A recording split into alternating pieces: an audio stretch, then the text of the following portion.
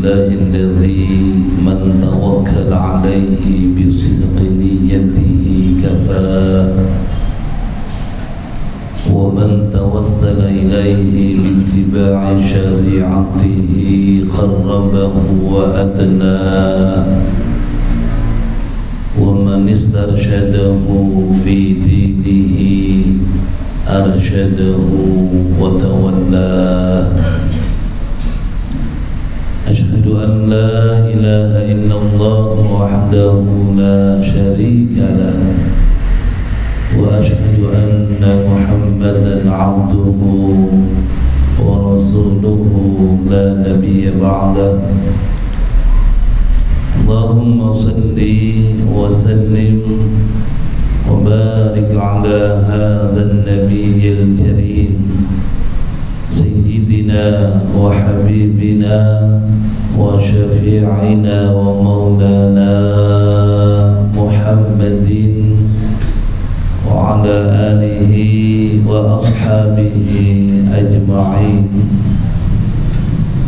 أما بعد فيا عباد الله أوصيني نفسي وإياكم بتقوى الله وأحثكم على طاعته اتقوا الله وأطيعوه لعلكم تفلحون وما تفعلوا من خير يعلمه الله وتزودوا فإن خير الزاد التقوى واتقون يا أولي الألباب قال الله تعالى في كتابه الكريم أعوذ بالله من الشيطان الرجيم يا أيها الذين آمنوا اتقوا الله حق تقاته ولا تموتن إلا وأنتم مسلمون صدق الله العظيم. Ma'asyiral muslimin, sedang salat Jumat yang dirahmati dan dimuliakan Allah Subhanahu wa ta'ala. Pada kesempatan yang berbahagia ini kami ingin mengajak, marilah kita bertakwa kepada Allah Subhanahu wa ta'ala dengan arti yang sebenar-benarnya takwa, dengan melaksanakan semua perintah Allah dan menjauhi semua larangannya. Hadirin sidang salat Jumat yang berbahagia, siapapun kita tentu ingin menjadi hamba yang salih, hamba yang baik dalam pandangan Allah Subhanahu wa ta'ala.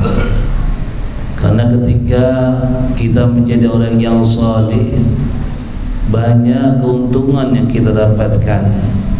Salah satunya doa dari Rasulullah sallallahu alaihi wasallam, di mana ketika beliau Mi'raj menghadap Allah Subhanahu wa ta'ala dan beliau menyampaikan salam, at-tahiyyatul mubarakatus salawatu thayyibatu lillah. Beliau Nabi menyampaikan salam kepada Allah. Allah menjawab salam Nabi, assalamu alayka ayyuhan nabi wa rahmatullahi wa barakatuh. Nabi mendapat doa dari Allah, assalamu alayka, semoga selamat untukmu ayyuhan nabi wa rahmatullahi wa barakatuh. Nabi dapat salam rahmat barakah dari Allah Subhanahu wa ta'ala. Tapi inilah watak Nabi kita, sifat Nabi kita yang begitu sayang kepada umatnya. Ketika mendapat doa dari Allah, beliau mengatakan, assalamu alaina wa ala ibadillahi sholihin. Tidak hanya buat saya Allah, tapi buat kami dan orang-orang soleh, semua mendapatkan keselamatan, rahmat dan barokah dari Allah Subhanahu wa taala. Hadirin, namun untuk menjadi orang yang soleh itu tidak mudah. Sayyidina Ali bin Abi Thalib dalam satu makalahnya mengatakan bahwa ada 5 hal yang menjadi penghalang seseorang mendapat predikat orang yang soleh.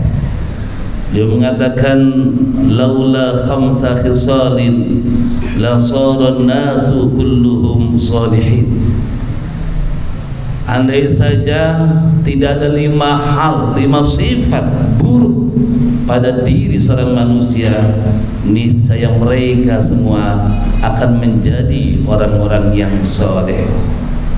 Ada 5 hal, hadirin, kata beliau, yang menjadi penghalang kita manusia menjadi orang yang soleh.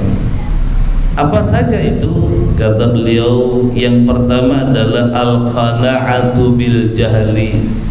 Qana'ah, menerima dengan kebodohan.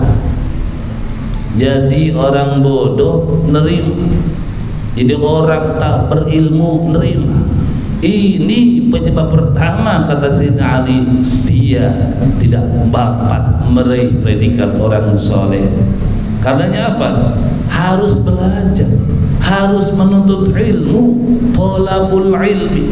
Tidak boleh nerima dengan kebodohan, tidak boleh pasrah dengan ketidaktahuan, harus belajar. Karena untuk mencapai derajat orang yang soleh dibutuhkan ilmu, dan ilmu dapat diraih dengan belajar. Tanpa belajar mustahil orang bisa mendapatkan ilmu, dan tanpa ilmu mustahil orang menjadi orang yang soleh. Apalagi dalam sebuah sabdanya Rasulullah mengatakan bahwa innallaha yabghadu, Allah itu benci kepada kulla alimin bid dunya jahilun bil akhirah. Allah benci kepada orang yang berilmu, tapi orang yang beralim dengan dunia, urusan dunia, tapi jahil dalam urusan akhirat. Ini yang pertama, hadirin, kata Sayyidina Ali, bahwa al-jahlu al-qana'ah bil jahli, nerima dengan kebodohan, merupakan penyebab pertama orang tak dapat meraih predikat orang yang soleh. Yang kedua, kata beliau, adalah wal hirsu 'ala dunya, rakus, tamak, ambisi dengan dunia.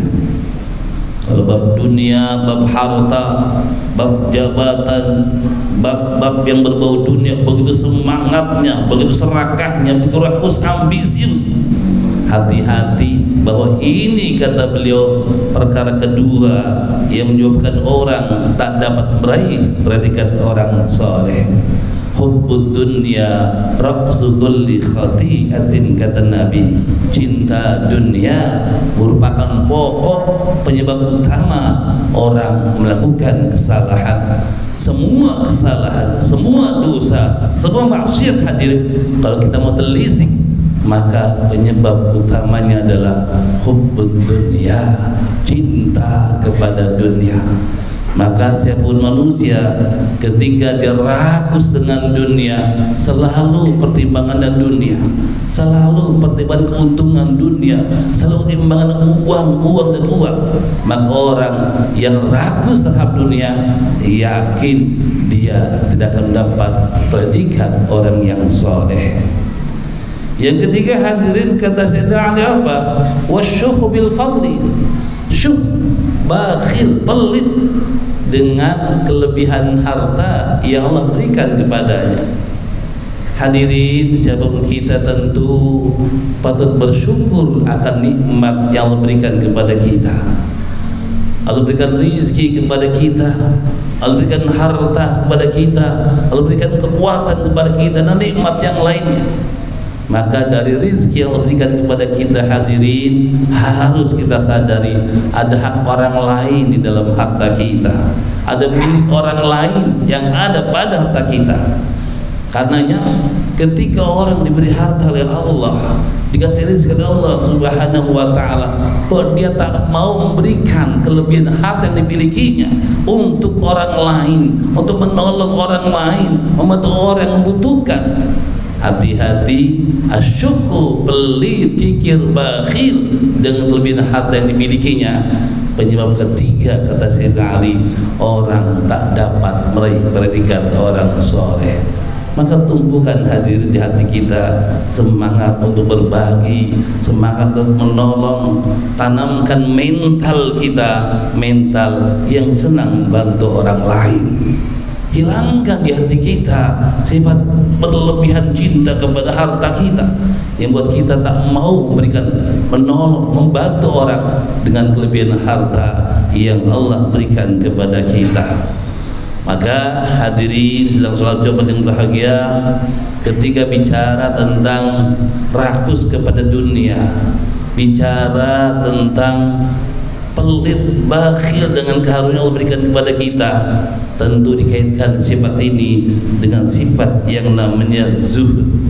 Karena hubbud dunya lawannya adalah zuhud, dan az-zuhdu fid dunya, kata Nabi, zuhud dengan dunia yurihul qalba wal badan, akan mengistirahatkan hati dan badan kita. Orang kalau nggak rakus dengan dunia, tidak cinta kepada dunia, maka hati dan badannya dia istirahatkan.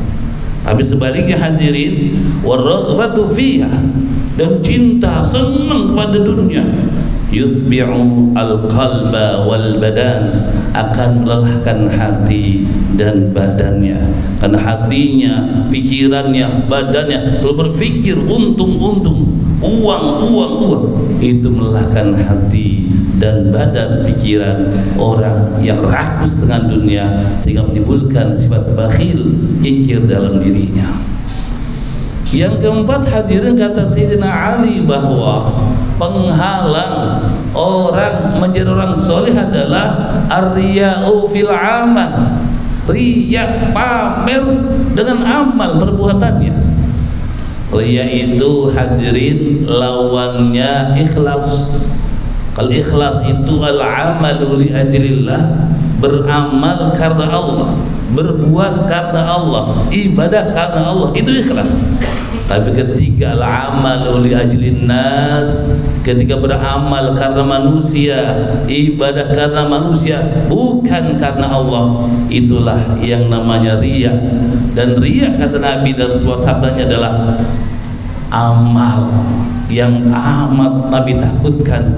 Inna khawfa ma khawfa al ummati asyirkul asghar. Sesungguhnya yang paling aku takutkan atas umatku adalah penyakit syirik kecil, syirik khafi. Itu apa? Ar-riya'u, riya.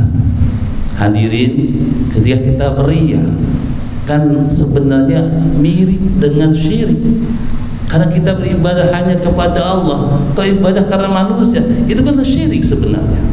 Maka riya adalah amalan tercela yang amat Nabi khawatirkan bagi kita, bagi umat Rasulullah sallallahu alaihi wasallam.